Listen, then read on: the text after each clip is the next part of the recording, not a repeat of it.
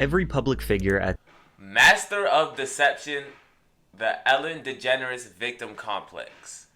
Let's see what this is about. Divide, what's goody, fam? Appreciate you for tapping into the stream.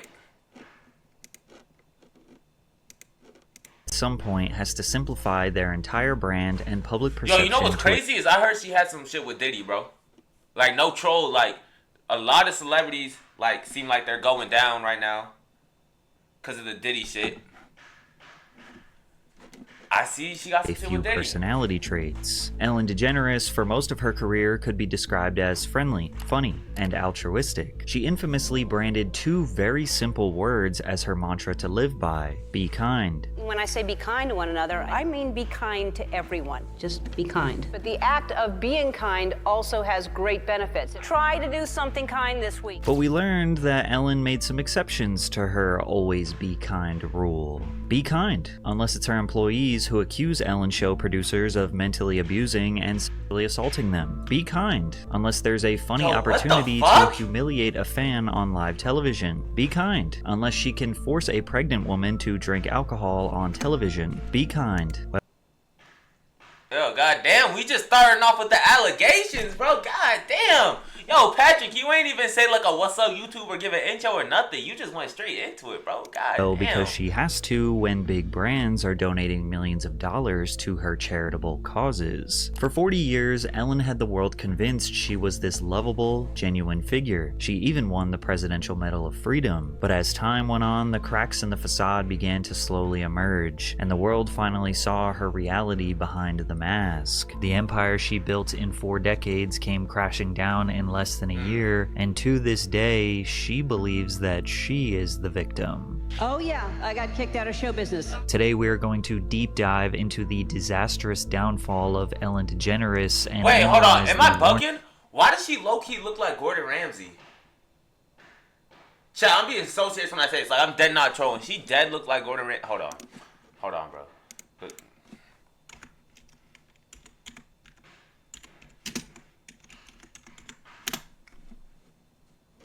Chat.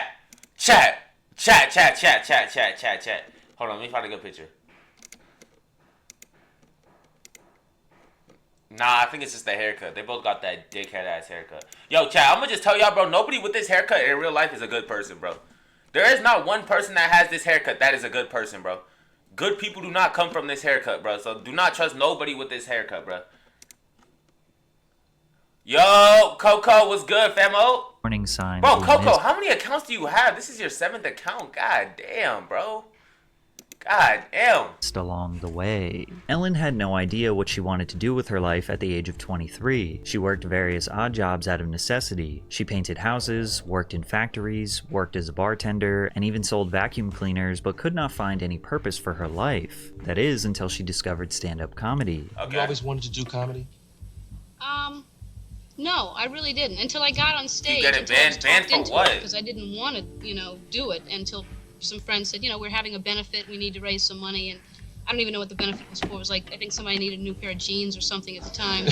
And I went on stage, and I don't even know what I did, but it was funny at the time. I loved it. It was just the greatest feeling, and it just fell in my lap. Everything just Chat, is stand-up comedy dying, bro? I don't be hearing about it too much no more. Most people who pursue an art form typically have a deep passion for it. Some comedians even see it as survival. They struggle to cope with the stresses and complexities of real life, and comedy is a necessary escape. Ellen lacked passion and was decently funny.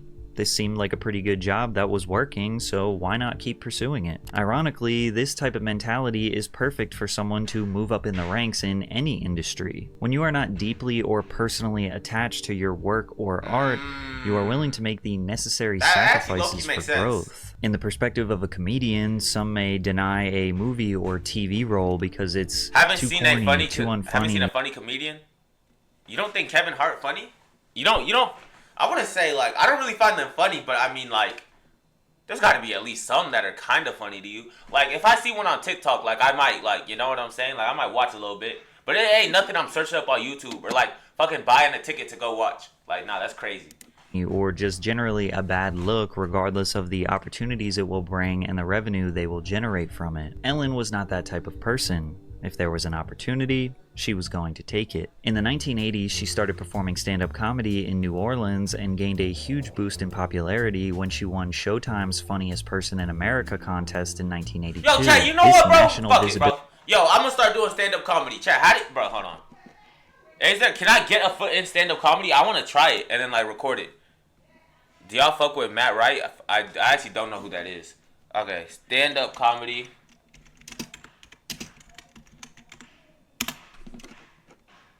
Sign up. I want to have my own stand-up comedy.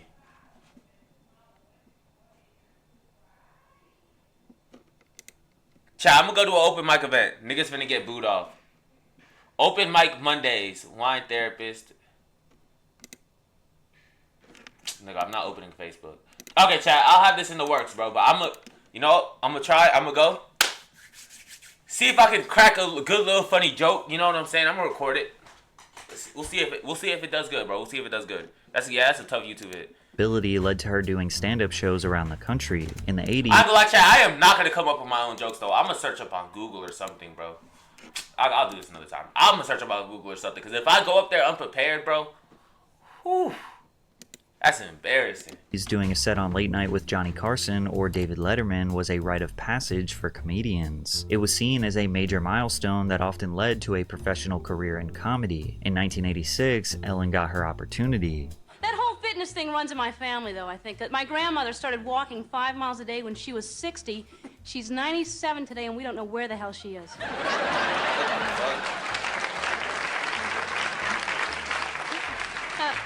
I'm kidding. We know where she is. She's in prison. But, I'm kidding again, you know. I kid a lot because I'm a comedian. Ellen's style of comedy seemed like someone who was truly indifferent, like she didn't care to be on Chat, stage. I'm not gonna lie, I This didn't could even know be Ellen was a perceived as stand-up comedian confidence. before she had that Someone show. who is unafraid to fail or tell a bad joke. Combine that with the fact that she was a woman in the 80s, a time where women weren't exactly dominating the comedy industry, and opportunities came pouring in. Today's video is sponsored by Aura, and it's very important to be talking about them because hackers may have stolen the social security numbers of every American. Over 2 billion. The important fine wake-up call because billions of IK that will be enough for my family Get the bag, PC Pat. to try house, and then jump from there to she played the role of Margot on the 1980 sitcom Open House, and then jumped from there to another ABC sitcom called Laurel Hill, which only lasted 1 season. Her Damn. newfound fame earned her an HBO special in 1992 called Chat, One Night that's how you know Stand. what's crazy, bro. I don't be like, bro. Like, when you be seeing people on TV, you don't be thinking about all the shit they did to get there. Like, look at all the, like, fucking, like, I didn't even know she was a stand-up comedian, bro. I thought one day she was just like, hey, I want to start a TV show. She did it. God damn, I did not know she was a stand-up comedian. I was in the back and I went to the kitchen to get some lemonade. And in the kitchen was my dad, my mom, all my brothers and sisters just standing there staring at me, about to start laughing. I was like, what? I was 7. I didn't know. And my dad said, Ellen, honey, you were adopted and we've never liked you. So we've Wait, was sold she you to actually a tribe of adopted? Iroquois Indians. They'll be here to pick you up in about an hour. We're going to go to a movie. Bye-bye. Good luck. Ellen What the has fuck? this unique, quirky charm that's irresistibly captivating. She doesn't rely on shock humor or You gonna hop on Roblox later this stream? Do you want me to hop on Roblox? She comfortably and confidently delivers her wacky and obscure thoughts, which earned her respect from fans and other legendary comedians. However, in the 90s, there wasn't much money or longevity in doing stand-up as a full-time job. Most comedians were pursuing jobs on Saturday Night Live or writing for movies. Most successful comedians in the 90s got their notoriety through being the face of a television sitcom. And in 1994, Ellen got her big break when she starred in her own ABC sitcom, Ellen. This show was about a There we neurotic go. bookstore owner in her 30s dealing with her quirky friends, family, and the So she problems used of to daily act? life in Los Angeles. Why have I Despite her never show heard of being a big this? hit, it was canceled abruptly when she came out as gay. Ellen was planning a historical moment with the Puppy episode, which was a code name to keep its intentions a secret. In the summer of '96, DeGeneres opened negotiations with ABC and Disney to have Ellen Morgan, her character, to come out as lesbian during season 4. Word of the secret negotiations leaked, sparking a media frenzy of speculation as to whether or not Ellen was gay and how that would impact her career. what the Gay fuck? activist groups like GLAAD started campaigning in support of her historic moment. The buzz and build up to this episode permeated throughout the industry. Everyone knew it would be a historic Did it ever come moment. out? Famous actors were lining up to be in the episode to show support, and the two-part series saw multiple cameos from very famous celebrities. But the most important cameo was none other than Oprah, who Ellen herself Wait, said Chad, would- why low-key here? Oprah low-key got some shit to do with Diddy too, bro. Like, damn near everybody getting caught, bro. And I know LeBron got some pictures with Diddy too, bro. Bro, if I find out LeBron James had anything to do with those freak-offs, my nigga, the whole internet getting shut off, bro. I don't care, bro. Like, I'll do anything to protect LeBron James, bro. Like, so serious. So did Drake. I don't know. I don't know how sure I am about Drake, bro. Like, I don't know, bro. I don't know, man. I mean, him and Diddy hated each other, even though Drake has been to a Diddy party. I'm gonna keep it real. Drake has been to a Diddy party. Damn near everybody's been to a Diddy party. I don't know, bro. I don't know. I know for sure. People saying Jay-Z was damn near. Jay-Z had a hand in everything. That's what I heard. Like he was setting this shit up. Fortnite on stream. Damn, Devon, you obsessed with Fortnite, bro. would give the announcement its legitimacy and would not be treated as a I might joke. play- Still, a I might play bomb Fortnite threat was tomorrow. phoned into the studio during production, and director Gil Junger Bro, recalled have you, getting bro? Yes, I swear he has. He was like saying shit like everybody knows there's no party like a Diddy party, and then there's pictures of them together at the parties. I think. Don't quote me on that though. I know there is a video of him saying there's no party like a Diddy party though. AI. Yo, this a nigga phone gonna do call anything from to someone who protect Ron, told bro. him he was going to hell. 16 days prior to the episode airing, she made the cover of Time magazine, also announcing her coming out. 1 week before the episode, she did an interview with Diane Sawyer where she discussed her sexuality. I know what it feels like to try to blend in so that everybody else will think you're okay and they won't hurt you.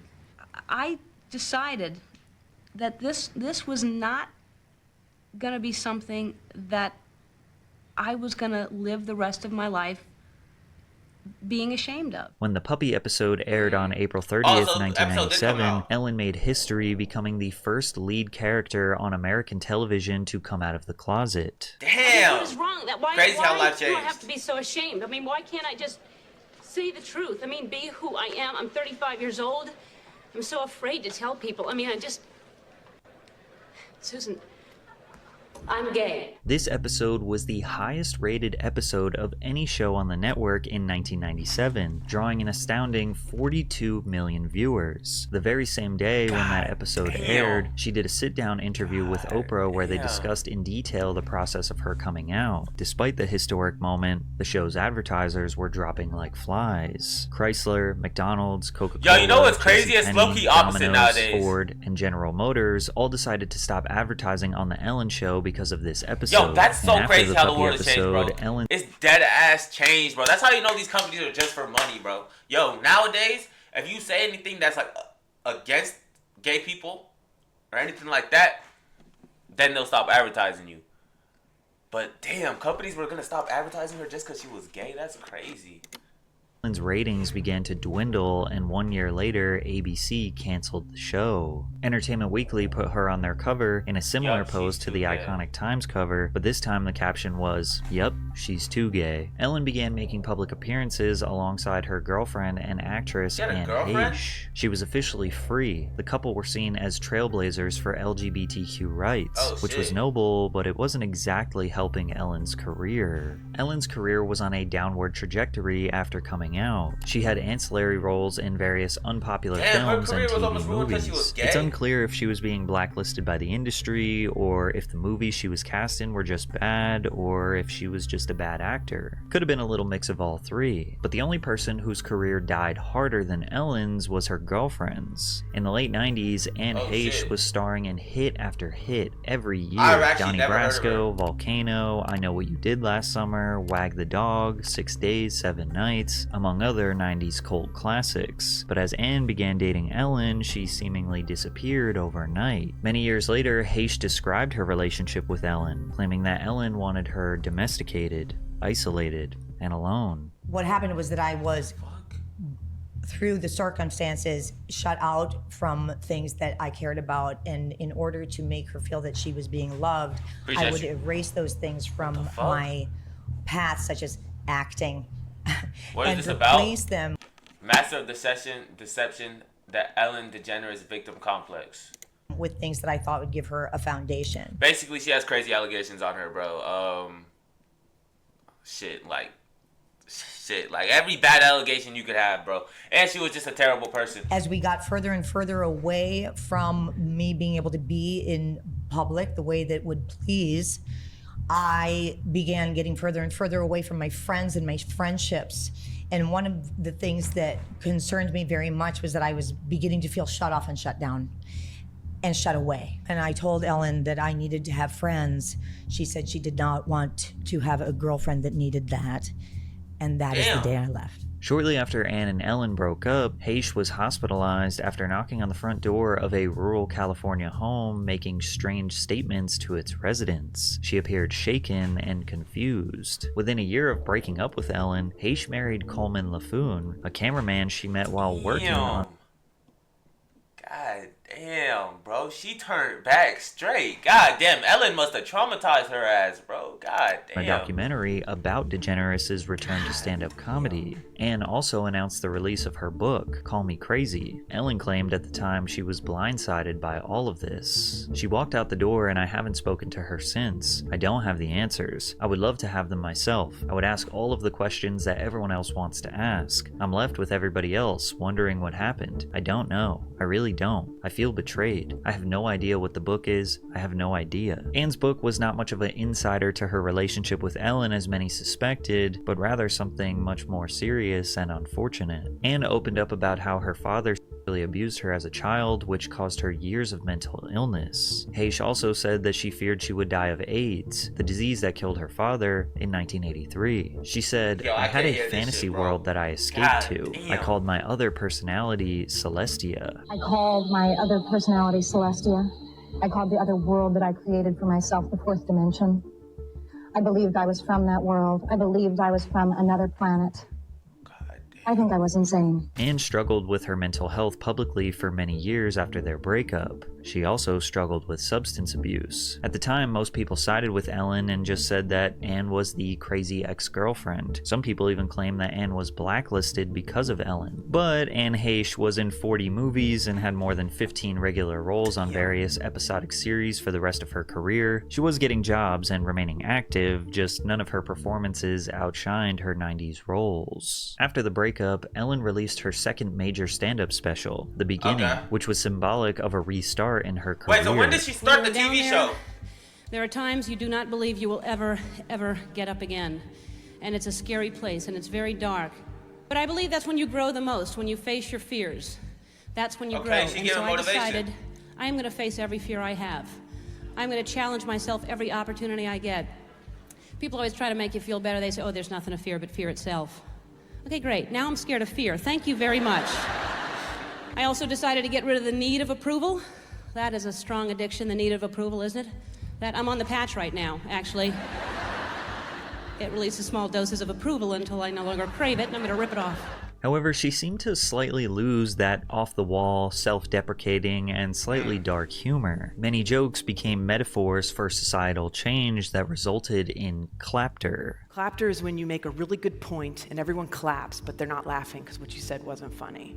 It was just something that you believe. She had a slight resurgence in 2001 with the launch of her second sitcom, The Ellen Show. Unfortunately, due to low ratings, the show was canceled after just one season. And just when things were looking bleak for Ellen, in 2003, her career drastically changed. She voiced the character of Dory in Pixar's Finding Nemo, which secured $871 million in the world. How come I... Hold on, bro. Nah, bro. Hold on, bro. Hold on. How I never know that?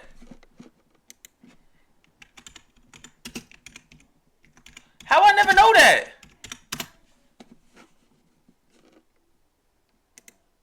Will you quit it? What? Trying to swim here. What, the ocean isn't big enough for you or something like that? Huh? You got a problem? Oh, I hear it. That sounds like buddy? her. That sounds like her. Do you? You want a piece of me? I never knew that, bro. Worldwide box How come I office, never knew that? becoming the second highest grossing film of 2003 and holding the record for the best-selling DVD release of all time with over 40 million copies sold. She launched her third comedy special, Here and Now, which is considered by many to be her best comedy special in her catalog. Ellen was a comforting, silly, relatable, and kind comedian. She never punched down. She didn't talk about race, religion, politics, or anything that could be deemed as controversial. There was nothing dark or edgy about her set. It was mostly quirky, relatable humor. We're lazy. We have buttons doing everything for it. There's no physical activity attached to anything anymore. Even the garage door opener. We used to have to get out of the car and open up the garage door. Now there's a button you push, you know? And the car window. This became too much. I don't want to churn butter. I just want fresh air. We still use that gesture if we want somebody to roll their window down in traffic. We still use that, even though nobody's got it. Because we'd look like idiots if we did this. Ellen's relentless positivity, family friendliness, and desperation for a consistent career made her the perfect candidate as a talk show host. And on September 8th, 2003, the very first episode of The Ellen DeGeneres Show aired. Well, thank you.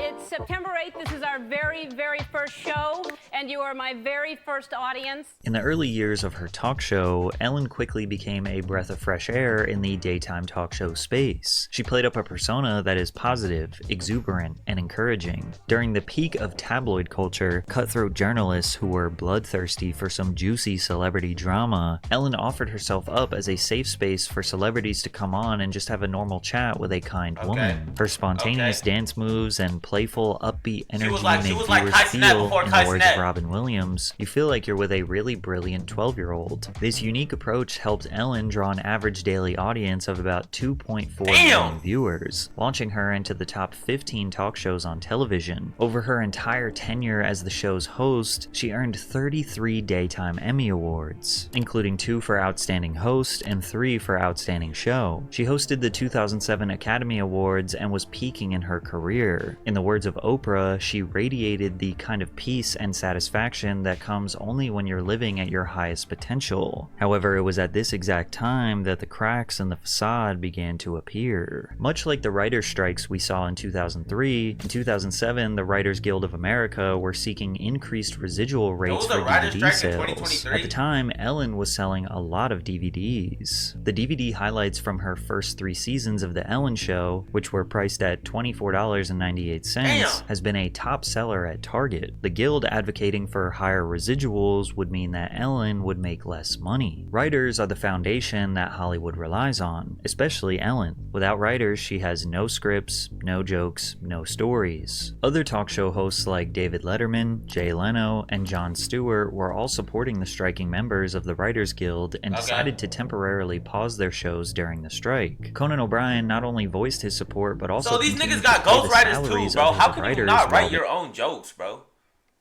Nigga, it's a joke. That don't even, like, how are you saying other niggas' jokes? That don't even make sense, bro. They were on strike. We are back now, but sadly, we do not have our writers with us. I want to make this clear. I support their cause. These are very talented, very creative people who work extremely hard. I believe what they're asking for is fair. But not Ellen. Ellen demanded the show must go on, telling her audience there's a writer's strike going on, and here in Los Angeles, it's a huge story. Nigga, you I want to blew say I up love my twice writers. pretending I to love be them. the next And Kai Cenat. Like, bro. What, bro? Like, there's a difference between using I was being a parody of Kai Cenat, bro. Like, what does that have to do with niggas not writing their own jokes, nigga? Do I come on stream and act like Kai? No, nigga. Do I use Kai Cenat jokes? No, nigga.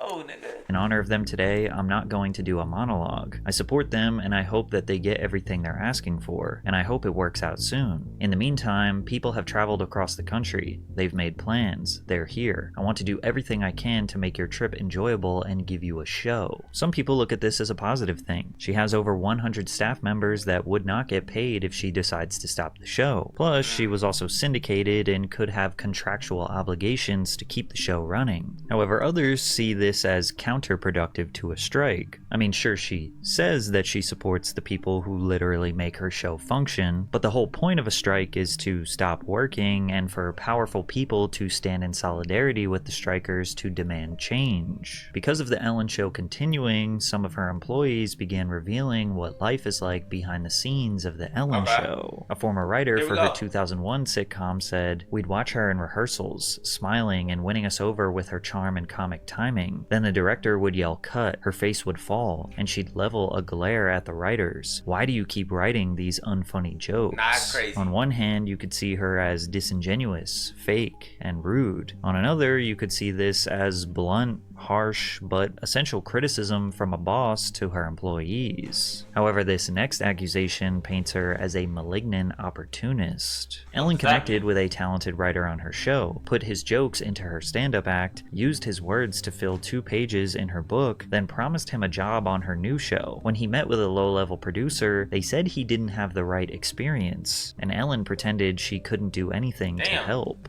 And remember, this was all the way back in 2007. Most people probably didn't know about these accusations, and even if they did, they probably wouldn't have believed them. Ellen was too graceful, too kind. Surely she is exactly the same way off screen. For the next 10 years, Ellen dominated the entertainment industry with no dents in her armor. In 2011, Oprah Winfrey's show officially ended, and it seemed like Ellen would take her spot as the queen of daytime TV. Although Ellen mostly covered entertainment, not much politics or social issues, she seemed to be the second best option to watch after Oprah's stepped down. Additionally, she and Jimmy Fallon were quick to use YouTube as a tool to grow their presence amongst the youth. I would guess the majority of you watching have never watched an episode of The Ellen Show in your life, but you have seen countless clips of the segments uploaded to her YouTube in the past decade. She amassed 23 billion views on YouTube through her celebrity interviews, musical performances, and talented guests. In the 2010s, if anyone went viral,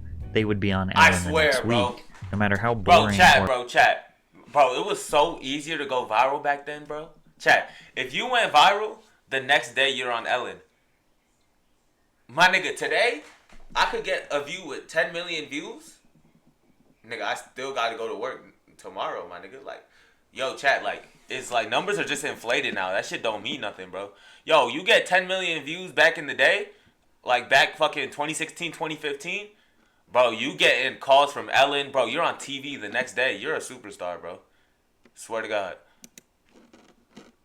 Or uninteresting their story was. Nearly every single one of these interviews would end with Ellen giving them some sort of gift, like when she gave the Damn Daniel kid a lifetime supply of Vans sneakers, or when she gave Mary Catherine Backstrom, a woman who went viral on Facebook for a funny video, $20,000. Now, some people only think that she's giving away this money because the brands are sponsoring the show and essentially using this charitable contribution as an ad. This was extremely evident the time she had a college student on her show who had been donating blood for 6 months just to pay for a computer, buttered her up to announce that Shutterfly was going to pay her tuition, only for her producer to say that's not the case. Wow, that's a lot of college. It's a lot. Yeah, how much is tuition? It's like more than $50,000 right now. I get a little bit of financial aid, but Yeah. it's a lot. Yeah, it's a lot. Well, it's a lot. Yeah. And your story is very sweet. And so I talked to my friends at Shutterfly. They want to help pay for... Damn! I'm sorry. Oh, that got her hurt. God damn. I just okay. So this is awkward, but so we're gonna give you a computer.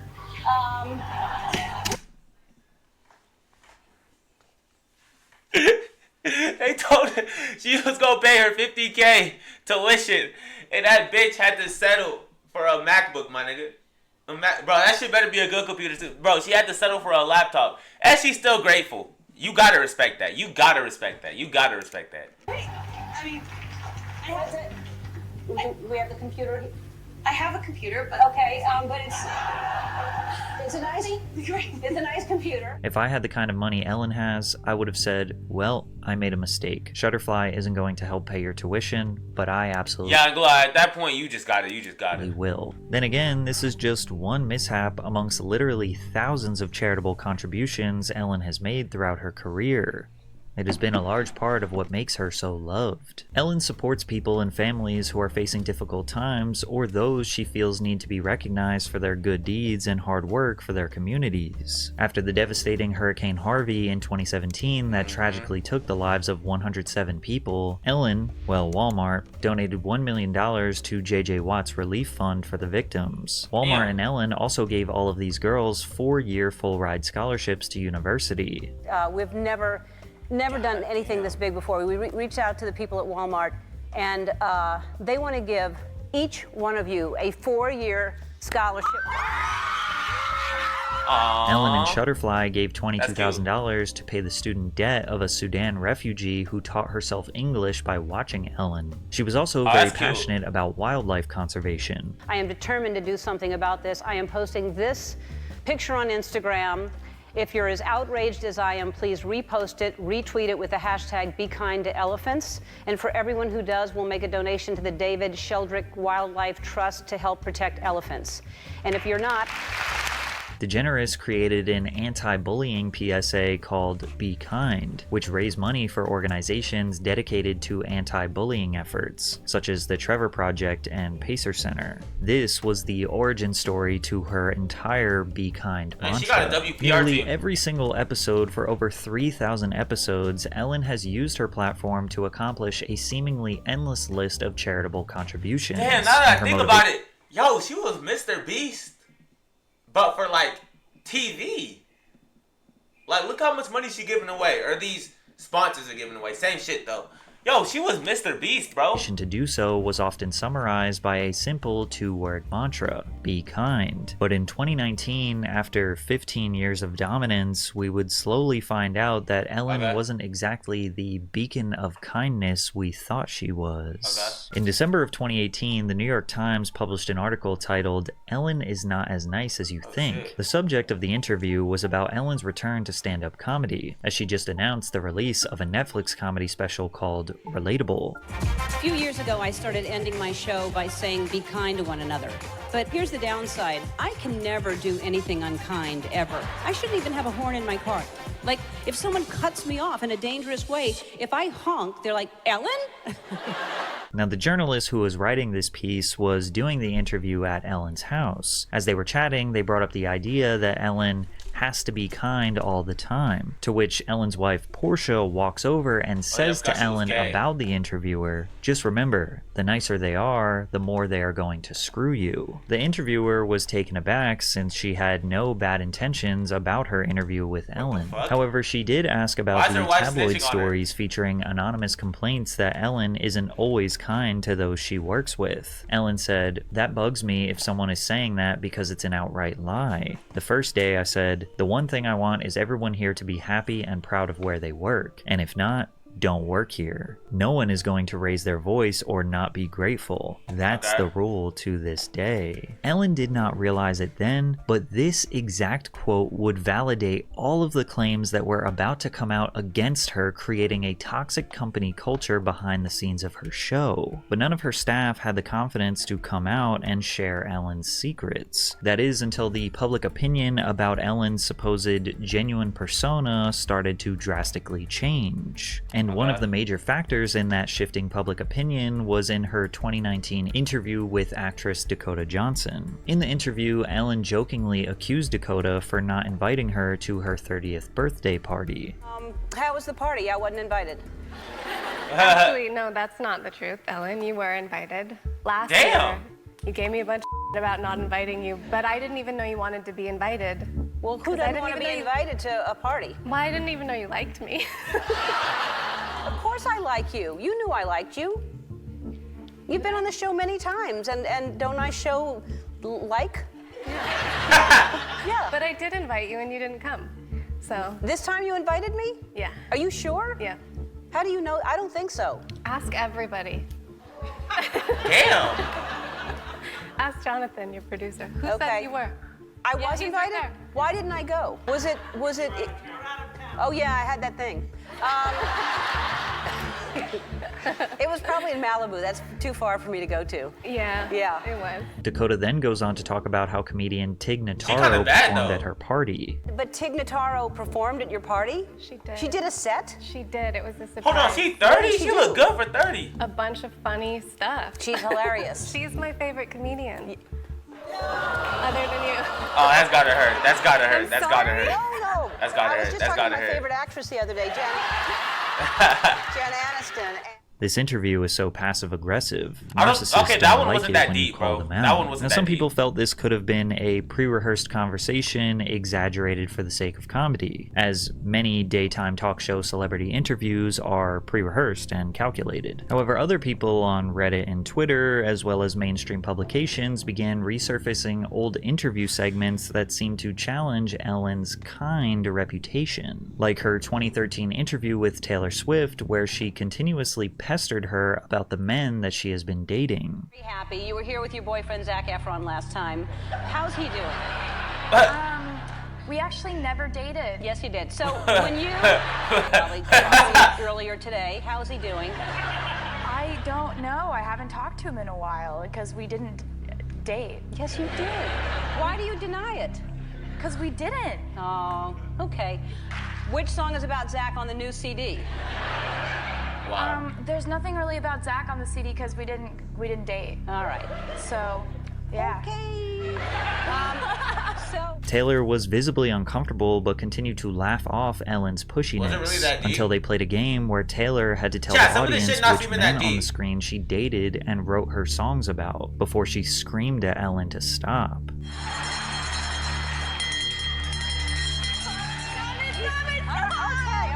All right. This makes me feel so bad about myself. Another old interview with Oh, Mariah shit. Carey resurfaced where Ellen put Oh, her in a shit. similar uncomfortable She deadass and cried. inescapable situation. In 2008, rumors had been circulating that Mariah Carey was pregnant, but nothing was official. So during their sit-down, Ellen brought up the topic to try to get an exclusive bit of information. You're pregnant. There's rumors. Don't discuss that.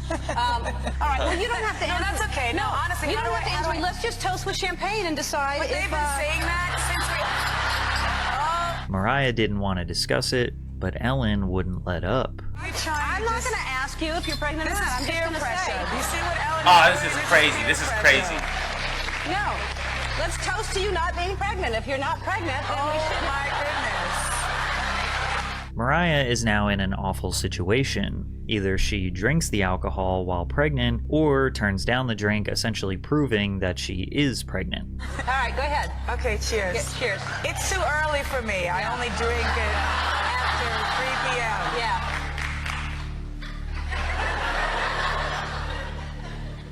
You're pregnant. Mariah pretended to drink the alcohol, which essentially forced her to make the announcement that she was pregnant. What makes this even worse is that just weeks later, Mariah Carey had to announce her tragic miscarriage to the media following her Ellen moment. Oh, Carey that's confirmed sad. that she was pregnant at the time of Oh, the that's interview, sad. but That's so miscarried sad. soon That's so after. sad. I That's wasn't so ready sad. to tell anyone because I had a miscarriage. I don't want to throw anyone that's already been thrown under any proverbial bus, but I didn't enjoy that moment. But it wasn't just celebrities. That's sad. Ordinary Oh, that's people sad. and audience members were often put in extremely uncomfortable and awkward situations. Like on one episode when Ellen set up a free merchandise table for her audience members. Each person was instructed to take just one item to test how honest her audience was. Well, one woman, Nancy, took a mug, walked away, then returned to the table to take a pin and a shot glass, and Ellen played the footage in front of the entire audience. I mean, she stole though. I mean, like, she stole it though.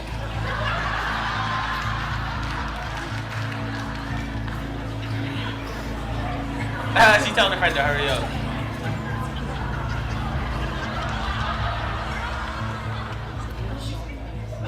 Then she goes back and she returns one of her stolen items and she switches it out for a hat. All right. Hi.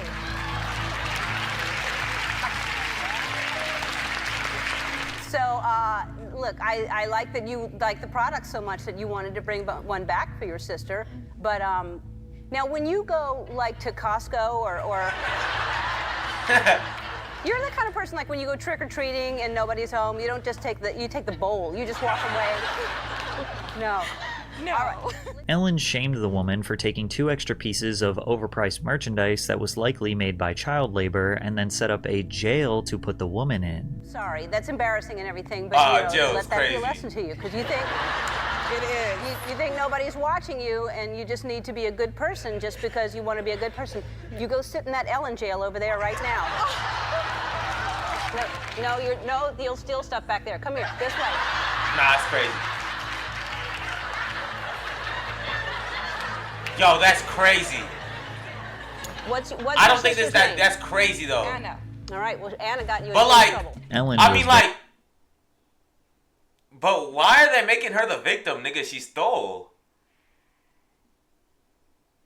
Yo, when are we getting to the serious allegations? Cause like, I mean, she technically stole something. She was supposed to take 1, she took like 3. I mean, like, you could say she didn't have to post it or like show it, but like, she stole though. She's not the victim. very low and petty for doing this. In March, comedian Kevin T. Porter started a Twitter thread saying, "Right now we all need a little kindness. You know, like Ellen DeGeneres always talks about. She's also notoriously one of the meanest people alive. Respond to this with the most insane stories you've heard about Ellen being mean, and I'll match everyone with a $2 donation to the LA Food Bank." Damn, and while really this trying to Twitter take thread it was down. flooded with hearsay, rumors, blind items, stories that just couldn't be substantiated with any facts, Danielle Acevedo's story stood out amongst the rest. When I was 15, The Ellen Show was doing a contest of fans making a bust of her and sending it to her. I worked so hard on this and even wrote her a letter. Weeks later, she used it as a prop in a game and gave it away to a random person with $500 attached to the bottom. With the Damn. suspicion that Ellen is this sadistic, evil narcissist who masks her reality with the "be kind" mantra, shocking allegations came to light about the harsh reality behind the scenes of working at her show. That "be kind" bullshit only happens when the cameras are on. It's all for show. I know they give money to people and help them out, but it's for show. In 2020, BuzzFeed News reported on the experiences of 10 former employees who described the behind the scenes of the beloved daytime show to have a culture of fear and intimidation. A black woman who used to work on the show told BuzzFeed News she experienced racist comments, actions, and multiple microaggressions. She said when she was hired, a senior level producer told her and another black employee, "Oh wow, you both have box braids. I hope we don't get you confused." Yeah, and at a what the work party, fuck? she said one of the main writers told her, "I'm sorry, I only know the names of white people who work here." Yeah, what and the other fuck? coworkers awkwardly laughed it off, instead of coming to her defense. When she started to speak up about the discrimination, she said all of her colleagues distanced themselves Yo, from what her. the fuck? Multiple employees corroborated that producers and executives pushed the idea that employees should feel lucky to be employed by Ellen, that working for her is reaching the peak of the entertainment industry, and if you didn't constantly express your utmost gratitude, you were ignored, treated unfairly, or fired. And thinking back to that 2018 quote that Ellen said, you know, "No one is going to raise their voice or not be grateful. That's the rule to this day," seemingly validated the idea that there was a culture of fear. I never felt like it was safe to go to my manager when I had issues, because this was the same person who would wait for me to go to the bathroom and then message me, asking me where I was and why I wasn't at my desk, one employee said. The employees who spoke to BuzzFeed News says they worked in a culture dominated by fear. One of them said a general feeling among staffers was, if you have an issue, don't even think about bringing it up. Another ex-employee, Hannah Muscat, who was employed in 2003 and 2004, told Insider what it was like to work on the show. We were told from the very beginning, don't talk to Ellen, don't do this, you can't, go into her office. It was very nerve-wracking, very stressful. We all walked on eggshells all the time. She specifically pointed out Ed Glavin, the show's producer, as being the guy who does Ellen's dirty work. We were in our production meetings, and she would watch Ed go off on people. Ellen would look at Ed, and she would laugh, because I was hoping she was going to say, Ed, you can't be yelling at crew this way. You can't be yelling at people this way. She laughed, and she said, every production needs their dog. Meaning Ed is her dog. Like her attack dog. Her attack dog, so therefore she doesn't need to do that. He took the role of being the attack dog that she didn't have to now be the attack dog. So she didn't have to yell. So when Ellen says she's not aware of this environment, you don't think that rings true? It's a lie. Even more allegations poured out about Ed Glavin, but it was a little more than just toxicity. BuzzFeed released a second report where 36 employees accused executive producers Ed Glavin and Kevin Lehman of sexual misconduct. 5 former employees said executive producer Ed Glavin touched them in a way that made them feel uncomfortable by rubbing their shoulders and back, as well as placing his hand around their lower waist. Basically, Glavin had a reputation for being handsy with women. You could definitely see the creep factor and the creepy touching. That was out in the open for everybody to see. One former employee who said Glavin regularly touched her in the control room told BuzzFeed News, obviously nobody wants that and no one wants to be uncomfortably touched by someone, but you didn't want to piss them off or you would be fired, so it was just that culture of fear. And if that wasn't bad enough,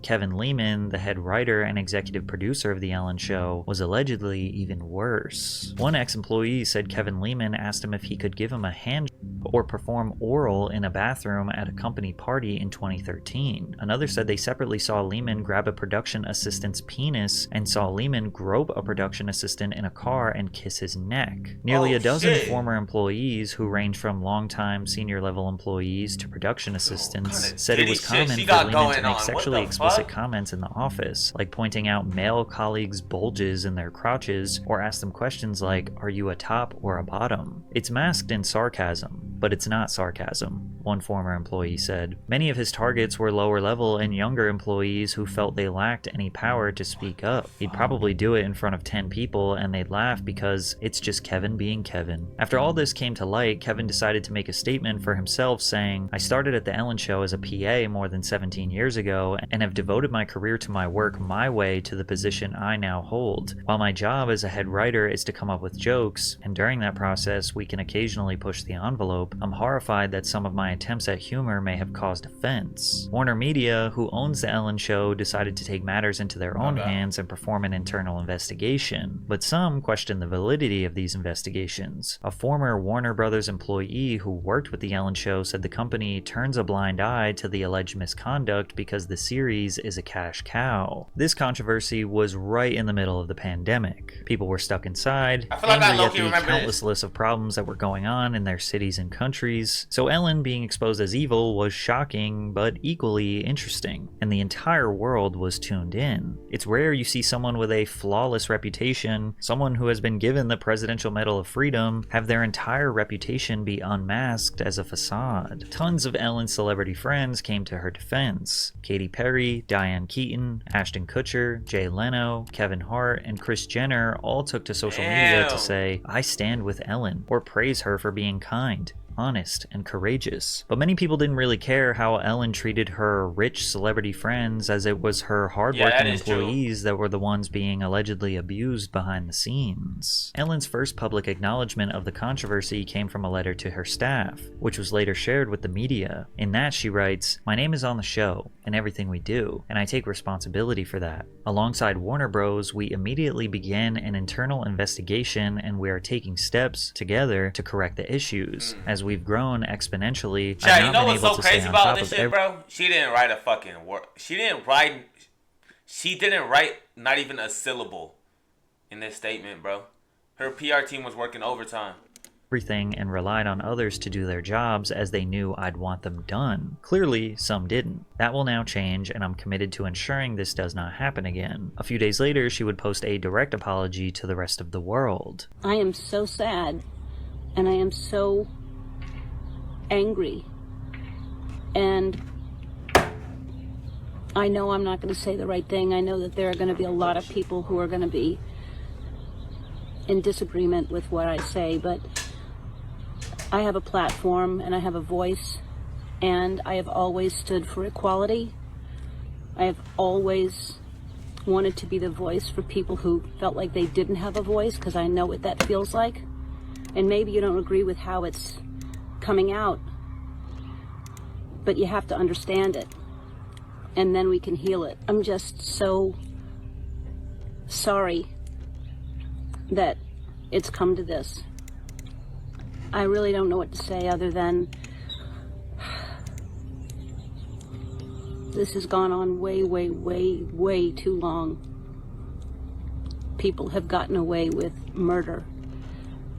And wait, what? That's what's happening. Now, this is not a clear, concise, or direct admission What is she talking about, of bro? wrongdoing. People were upset with her choice of words, as she said, "Sorry, it has come to this." Additionally, using idioms like "get away with murder" in a weird way downplays the situation, because she recognizes something horrible is happening under her command, but does not specifically say what it is. But she is being vague for legal reasons. After Warner finished their internal investigation, 3 senior executive producers, Ed Glavin, Kevin Lehman, and co-executive producer Jonathan Norman, were all fired. Although they never admitted that any misconduct actually occurred, firing them was seemingly a strategic attempt to save face. They were never sued, tried, or found guilty of committing any crimes. Every new season of The Ellen Show opens with a monologue. The one opening season 18 contained yet another apology. Let's get to it.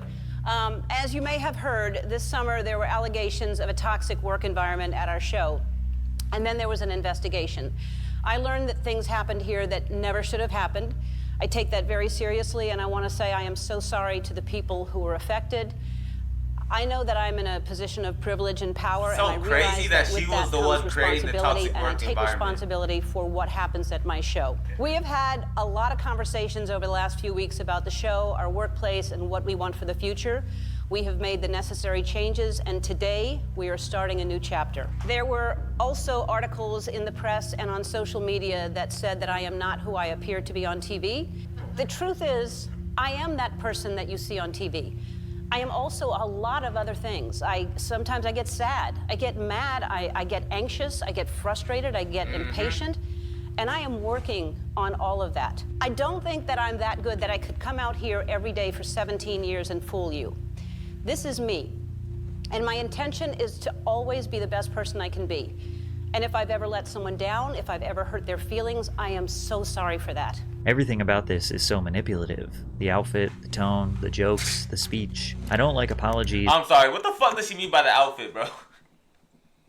How can an outfit manipulate you? Bro, niggas get in YouTube comment sections and just start yapping, bro. Let someone down if I... The outfit, the tone, the jokes, the speech. I don't like apologies that include "if I hurt you," "if I offended you." "If" is not taking responsibility. Okay. But things got even worse for Ellen. What? In May of 2021, she announced that she would be ending the Ellen DeGeneres Show after its 19th season. This came after months of speculation about whether the show could even survive the controversy and the declining viewership, which dropped by over 40%. In her announcement, Ellen framed her decision as a creative choice, saying that after 19 years, the show was no longer a challenge for her. She denied that the ending of the show was due to the drastic drop in viewership. The ratings are down for this show. They're down for every talk show. Right. To be fair. Yep. But more for this one. Mm-hmm. Does that factor into any of this decision? It's more for this one because we had further to fall, and everybody else was at a lower place, so they didn't have as far to fall. To be honest, I mean, that's the truth. We were very, very successful. Ellen also claimed that she was a victim when announcing the ending of her show. And also, I have to say, if nobody else is saying it, it was really interesting because I'm a woman, and it did feel very misogynistic. It felt like I am a boss. I have a very successful show. I'd never had any complaints about anything for 17 years, and all of a sudden, all at once, something happened. So it did feel... Oh, really, Ellen? Yeah, it was... Sexist? Yeah. I mean, I don't know. Did feel weird. These passive-aggressive comments seem to contradict her previous sentiments of, I take responsibility for everything. It seems as if she tried to approach this controversy the right way, or the smart way, by taking accountability, firing those who were accused, and she just kind of hoped that things would go back to normal. But then her show's viewership declined drastically to the point where it only made sense to cancel the show. And anyone would be upset if they had to cancel their show. And it's easy to understand that after 19 seasons, it's pretty upsetting for the show to go down like that. Seems like Ellen is kind of bitter. Kind of upset. Maybe she kind of feels like she is the victim. But those feelings only worsen the believed narrative that she's a narcissist and her whole persona was faked for money and success. Every public figure at some point has to homogenize their entire brand and perception to a few Kim K so fine, bro. Every public figure at some point has to homogenize their She's so fine, Chad. I gotta meet Kim K one day, man. She fine as shit. Their entire brand and perception to a few personality traits. For Ellen, it was altruism and kindness. When you simplify your brand and persona, you become more reliable, more dependable. Kind of like a robot who does exactly what you are supposed to do and exactly what people expect you to do. The Ellen Show formula was exactly the same. Had the same tempo, the same energy, the same positivity, for over 3,000 episodes. The reason there was so much backlash towards Ellen was not because people suddenly found out she was actually mean behind the scenes. It's because her entire existence was centered around caring for other humans, giving back to those in need, listening to people's hardships, and then using her resources to provide help for them. And then the employees who worked for and built this amazing program that Ellen has generated hundreds of millions of dollars from, they were being mistreated, not listened to, and potentially at worst sexually assaulted. Therefore, her opposers felt that that was an obvious sign that her entire persona was all just a facade for money, whereas others think that the employees could be over-exaggerating. The accused were never found guilty of any crimes, and working on a major TV production is going to be hectic, stressful, with expectations for a high performance. Plus, when the allegations came up, she seemingly handled it as professionally as possible. She did an investigation, fired the 3 accused producers, and established new protocols that would make sure that everyone on the staff would be treated with respect. She seemingly took responsibility and made the changes. What more can she do? They say that even if Ellen's persona is fake, her good deeds and charitable contributions are still a net positive for society, regardless of the intentions behind them. After her show officially ended, Ellen had remained silent for the past few years. However, tomorrow, September 24th, she's releasing her final comedy special, For Your Approval, on Netflix. And doesn't that name sound a little bitter? For Your Approval. When announcing the special on Instagram, she wrote in the caption, "To answer the questions everyone is asking me, yes, I'm going to talk about it." Oh yeah, I got kicked out of show business. Yeah, the Be Kind girl wasn't kind. That was the headline. Here's the problem. I'm a comedian who got a talk show, and I ended the show every day by saying, be kind to one another. Oh shit, hold on. I ended my show by saying, go fuck yourselves. Hold on. Sexy Red just posted, y'all. Yeah, I don't give a fuck. Sexy Red's so fine, bro. God damn.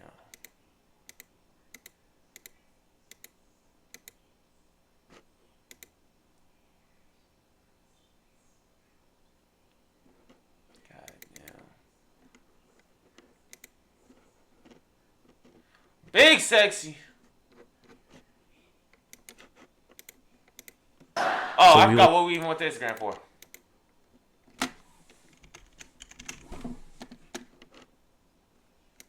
$138 million followers is insane. Oh my god. Not interested. So what time did Diddy arrive to your party, Ellen? What do you know about Diddy now? That would be interesting. Yo, god damn.